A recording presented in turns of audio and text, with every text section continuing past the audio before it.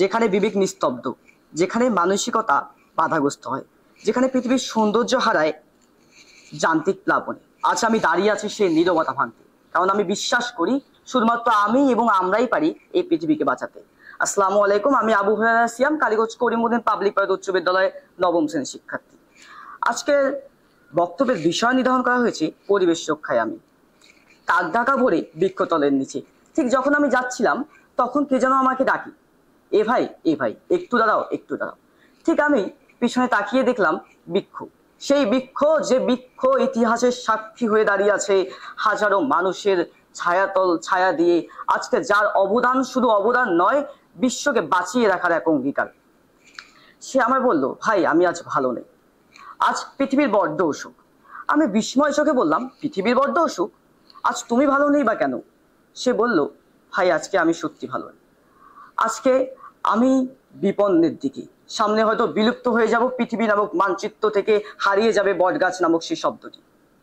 আমি অবাক হয়ে বললাম, হারিয়ে যাবে? তুমি বিলুপ্ত হয়ে যাবে এত তাড়াতাড়ি?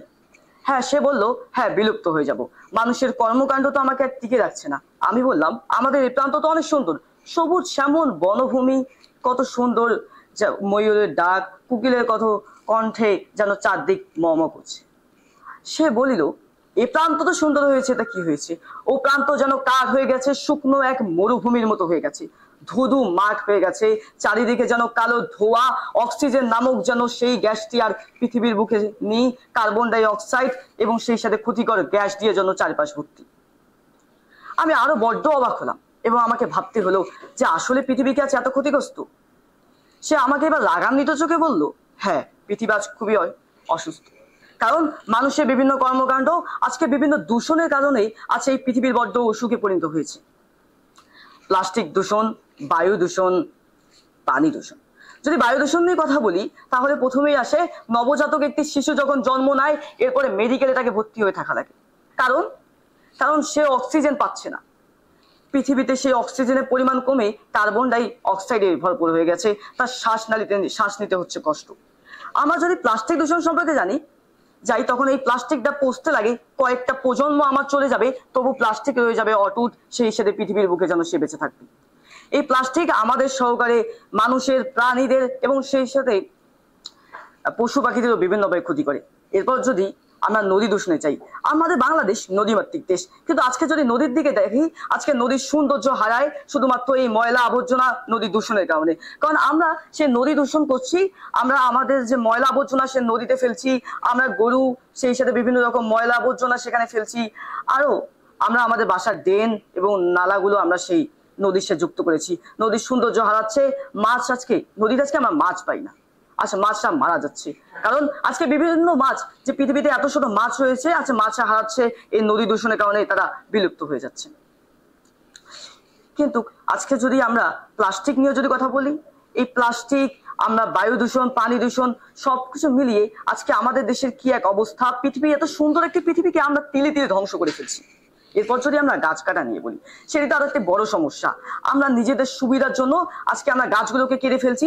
আজকে বনে বাজারে গাছ বনে গাছ পাওয়া যায় না, গাছকে উজাড় করে আমরা সেখানে কারখানার পর কারখানা নির্মাণ করছি। আজকে এই কালো ধোঁয়া, এই কারখানার কারণে আজকে পৃথিবীতে গাছ হারাচ্ছে, বৃক্ষ, সেই বৃক্ষ, সেই বট গাছ আজকে তার প্রাণ হারিয়ে ফেলছে।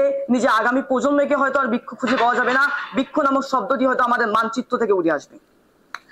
আজকে আমরা নিজ নিজ জায়গা থেকে যদি সচেতন হই, আমরা নিজ নিজ জায়গা থেকে ভালো হই, তাহলে পৃথিবীতে এত যে বড় সমস্যাটা আমরাই সমাধান করতে পারবো, শুধুমাত্র আমাদের ক্ষুদ্র ক্ষুদ্র প্রচেষ্টার মাধ্যমেই পৃথিবীকে আমরা সুন্দর করে গড়ে তুলবো।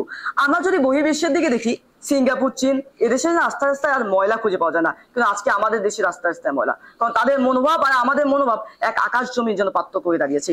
1960 সালের আগে যদি আমরা দেখতাম, সিঙ্গাপুরেও কিন্তু অবস্থা আরো করুণ অবস্থা ছিল, চীনের অবস্থা আরো করুণ ছিল, কারণ চীনকে আমরা জানি জনসংখ্যা দিয়ে প্রথমে রয়েছে।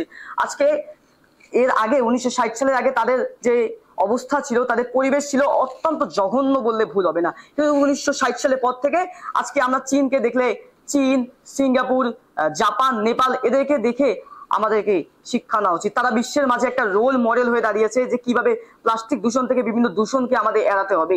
তারা আজকে চোখে আঙ্গুল দিয়ে দেখিয়েছে শুধুমাত্র একটি ব্যক্তি পারে, একটি শিক্ষার্থী পারে, একটি মানুষই পারে এই পৃথিবীকে রক্ষা করতে, পৃথিবীকে সুন্দর করে তুলতে।